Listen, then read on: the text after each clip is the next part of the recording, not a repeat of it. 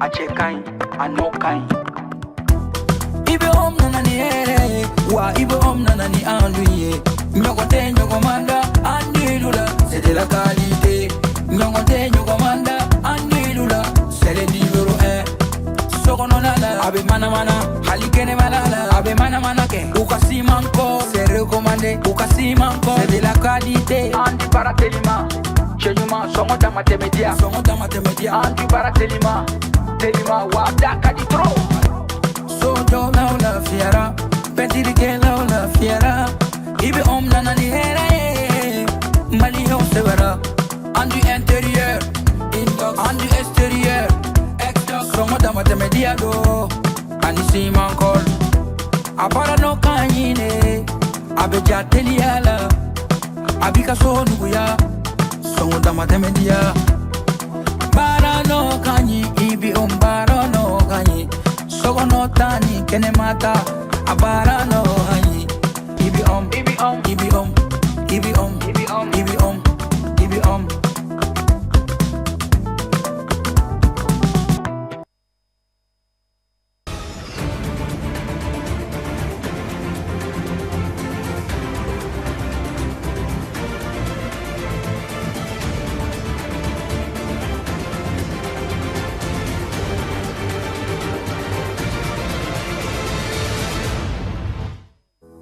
Du renforcement de la coopération bilatérale entre la République du Mali et le Royaume du Maroc, le ministre des Affaires étrangères du Maroc a été reçu par son homologue Abdoulaye Diop. Les deux personnalités ont eu une séance de travail au cours de laquelle plusieurs décisions importantes ont été prises. À suivre les détails. Au Mali, ils sont de plus en plus nombreux à se tourner vers la formation professionnelle afin de s'assurer un avenir meilleur face au chômage.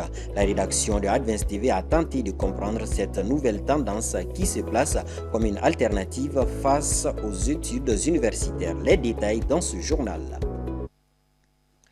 Nous sommes vendredi 10 avril 2026. Mesdames et messieurs, bonsoir à toutes et à tous et soyez les bienvenus dans cette édition. Renforcement des cadres de coopération bilatérale entre le Mali et le Maroc. En visite officielle à Bamako, ce vendredi, le ministre des Affaires étrangères du Maroc, Nasser Bourati, est porteur d'une déclaration du roi Mohamed VI. Déclaration dans laquelle le royaume suspend l'autorisation électronique de voyage pour le Mali et octroie par la même occasion 300 bourses d'études. Pour sa part, le Mali retire sa déclaration de reconnaissance de la République sahraoui. Pour plus de détails, suivons ce reportage signé Astansou et Moussanyang. Les relations bilatérales entre la République du Mali et le Royaume du Maroc sont au beau fixe. Elles s'enracinent davantage au regard de la coopération bilatérale entre les deux nations, mais également de la solidarité agissante. En témoigne ce voyage du ministre des Affaires étrangères du Maroc en terre malienne. Porteur des messages du roi Mohamed VI, ce déplacement a une symbolique toute particulière pour les deux nations. Le Mali apprécie particulièrement l'implication du Maroc dans la lutte pour la défense de sa souveraineté, de son intégrité territoriale et de sa cohésion nationale, mais aussi son attachement à tous les niveaux et dans toutes les instances. La République du Mali soutient le plan d'autonomie proposé par le Maroc comme la seule base sérieuse et crédible pour la résolution de ces différends, et considère qu'une véritable autonomie sous souveraineté marocaine est la solution la plus réaliste.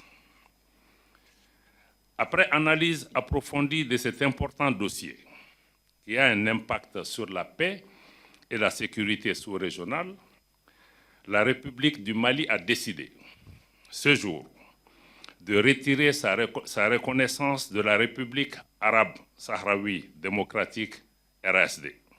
Cette posture marocaine, loin d'être nouvelle, renforce déjà le cadre de coopération et balise le terrain pour renforcer les relations, notamment en matière de renforcement de capacités. Surtout ici à Bamako, pour exprimer l'appréciation personnelle de Sa Majesté le Roi pour la décision historique de la République du Mali sur la question du Sahara marocain. Une cause importante, comme vous le savez, Monsieur le Ministre, pour le souverain et pour l'ensemble du peuple marocain. La dimension humaine a toujours été un pilier fort de notre relation bilatérale. Dans ce cadre, je voudrais annoncer aujourd'hui, d'un côté, l'augmentation du quota annuel de bourses dédié à la formation académique au Maroc au bénéfice des jeunes maliennes et maliens, pour atteindre 300 bourses par an à partir de l'année académique prochaine. De même, le Royaume du Maroc a décidé la suspension de l'autorisation électronique de voyage au Maroc pour tous les citoyens maliens. Les mesures concrètes pour cette décision seront faites pendant les 2 à 3 semaines prochaines ou plus tard. Prévu pour juillet 2026, les activités de la coopération mixte à Bamako s'ajouteront sur une panoplie d'activités, renforçant ainsi les liens séculaires et stratégiques que le Maroc partage avec la République du Mali. Dans un tout autre registre, à présent, face à la saturation des universités et au chômage des jeunes diplômés, de plus en plus d'étudiants et d'élèves se tournent vers les centres de formation professionnelle. Est-ce que ces établissements offrent une alternative aux parcours universitaires classiques? Élément de réponse dans ce dossier signé Issa Sissi. Chaque année, des milliers de nouveaux bacheliers affluent vers des universités. Mais entre manque de places, encadrement insuffisant et débouchés incertains, le système montre ses limites. Face à ces difficultés, les centres de formation professionnelle séduisent de plus en plus de jeunes. Parce que nous avons des professeurs qui sont très expérimentés, qui ont beaucoup d'expérience aussi, ils nous partagent leur expérience aussi. Bon, moi, quand même, je préfère le centre de formation. Pourquoi? Parce que c'est efficace aussi. J'aime le domaine de l'hôtellerie et le tourisme. Et aussi, je trouve que c'est un chemin plus rapide pour s'intégrer dans le monde professionnel. Après ça, nous allons faire des stages. Et après des stages, il y a beaucoup de possibilités d'avoir un emploi après un stage. Ici, priorité à la pratique et à l'apprentissage des métiers tels que la restauration, l'hôtellerie ou le tourisme. Nous avons plusieurs types de formations, mais chaque an, nous formons quand même à peu près 200-300 apprenants par an. Parce que nous avons plusieurs types de formations. Nous avons des formations modulaires aussi et la formation académique. Le souci des parents d'élèves, ainsi bien aussi que les apprenants, c'est d'avoir un emploi. Voilà, les centres, généralement, c'est un créneau dont l'emploi est très rapide. Et aussi, c'est promoteur aussi. Mais attention, les centres de formation ne remplacent pas totalement l'université. Certains métiers exigent encore des diplômes académiques solides, nous dit Mamadou Golo Koulibaly, cadre dans une université. Aujourd'hui, il faut reconnaître que les universités ont compris qu'il faille travailler sur ce qu'on appelle la formation professionnelle. C'est pourquoi d'ailleurs on a parlé de DUT. DUT, licence, et puis aujourd'hui on parle de licence professionnelle. Ces centres de formation que vous voyez, parce que ce sont des besoins immédiats qui sont là, qu'il faut résoudre, et ce qui pousse les gens à aller faire des formations pour sortir rapidement et être opérationnels. Et force est de reconnaître que en fait c'est une complémentarité qui est là. Aujourd'hui on ne peut pas se permettre de dénigrer les universités au profit des centres de formation. Alors, alternative ou complément? Une chose est sûre, les parcours se diversifient et les jeunes doivent désormais faire des choix stratégiques pour leur avenir. Actuellement, à Bamako et un peu partout dans notre pays, le thermomètre affiche des températures élevées. Pourtant, cette situation comporte des risques pour la santé des populations. Face à cette situation problématique, les spécialistes de la santé appellent à plus de vigilance. Écoutons le docteur Abdoulaye Dambélé, il est au micro de Zaïdé Zouboy. Avec cette élévation de la température, nous constatons qu'il y a assez de cas tels que des problèmes de déshydratation, les problèmes cardiovasculaires, les problèmes respiratoires, en même temps les problèmes de la peau. Il y a les problèmes d'irritation de la peau. Les catégories les plus exposées, c'est surtout les deux extrêmes, les enfants et les personnes âgées. À un certain âge, l'organisme oublie la demande de l'eau. Bon, alors que quand il n'y a pas assez d'apport, ça amène la déshydratation. Donc quand il y a la déshydratation, ça amène pas mal de problèmes. Donc les mesures à prendre Il faut boire beaucoup d'eau. Tu prends ton poids, tu multiplies par 20 et tu divises par 3. Donc en ce moment, tu as la quantité d'eau moyenne à consommer par jour. Éviter d'être exposé trop au soleil, porter des habits larges, éviter les aliments trop lourds. Il y a les concombres que nous consommons beaucoup parce que ça contient de l'eau également. Il faut consommer beaucoup plus de feuilles. Il faut consommer également des produits maraîchers. Oui, vigilance donc à tous. La 5e journée du tournoi de football de la Coupe Abdulkasim Ibrahim Fomba, ministre de la Jeunesse et des Sports, s'est soldée par la victoire écrasante de l'Association des pionniers du Mali, 4-0 face à la Fédération nationale des jeunes ruraux. Une première victoire qui réconforte la position des hommes du commissaire général Djibril Sako dans cette compétition. Le résumé de Mamadou Diallo. La 5e journée de la Coupe Abdulkasim Fomba a opposé l'Association des pionniers du Mali à la Fédération nationale des jeunes ruraux FENAGER. À l'entame du match, les deux formations ont sorti un bel jeu. Plus appliqué, l'Association des pionniers marque 2 buts l'un après l'autre, score qui renvoie les deux équipes à la mi-temps.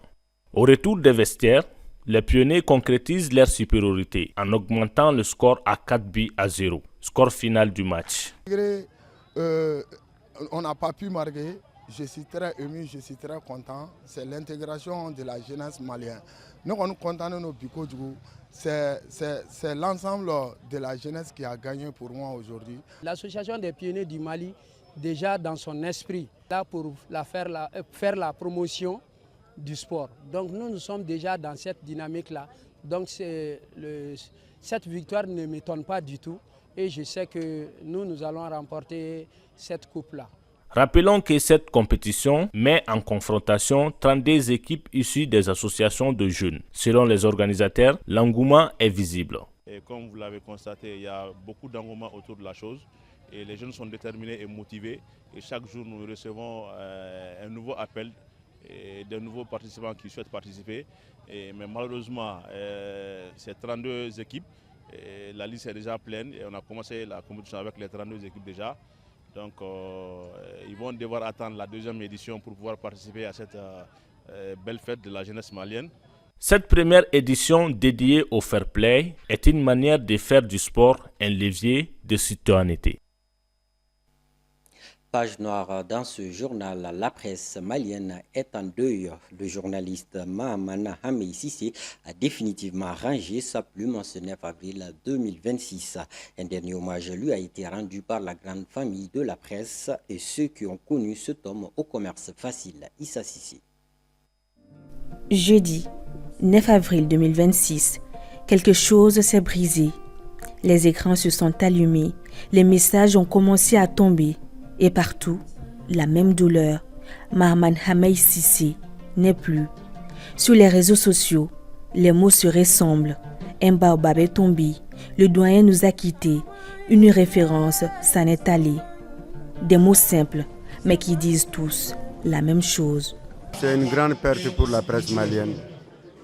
Hamei était un journaliste exemplaire. Il a consacré toute sa vie pour la défense de la cause de la presse malienne. Et il s'est battu en défendant les intérêts de la presse jusqu'à son dernier souffle. Nous retenons de lui un homme généreux, un professionnel, un humaniste. Toutes les personnes qui ont côtoyé ce grand homme retiennent de lui sa serviabilité, son enthousiasme et son humanisme. Lui était mon beau-frère. C'est le grand frère de ma femme. C'est aussi un conseiller pour moi. C'est un homme de paix, un homme de tolérance, et surtout un homme pieux, un religieux fin. Sur les images, on voit un homme calme, discret. Mais ceux qui l'ont connu le savent. Il n'avait pas besoin de parler fort pour exister. Il imposait le respect naturellement. C'était un homme intègre dans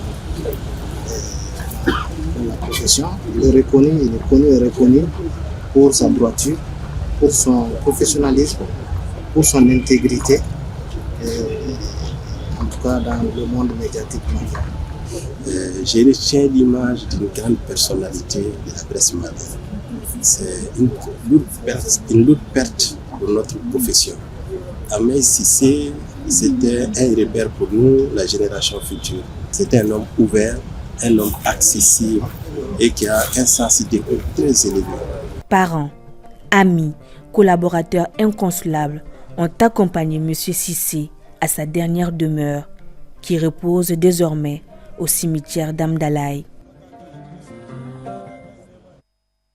Oui, hommage rendu par la voix de Aïssata Silla. Dormez en paix, chers doyens. Voilà, vous l'aurez compris, c'est la fin de cette édition. Restez connectés sur Advance TV. Merci de votre constante fidélité. Qu'Allah bénisse le Mali.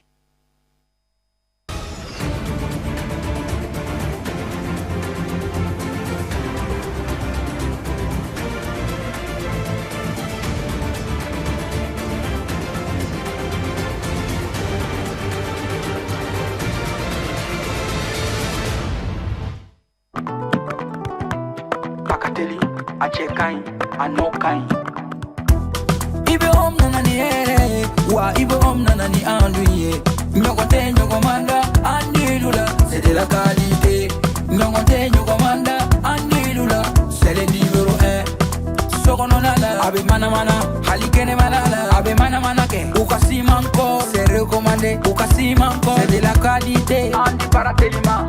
Chenyuma songo da matemedia anti para telima wadaka di tro sojo la fiera pentiri ke la fiera ibe om nanani here mali ho severa andu intérieur indox andu extérieur exdox songo da matemedia do ani simankol apara no kanyine abeja teliala abika so nuya songo dama temedia bara no kanyi ibi bara no kanyi sogo no tani kene mata abara no kanyi ibi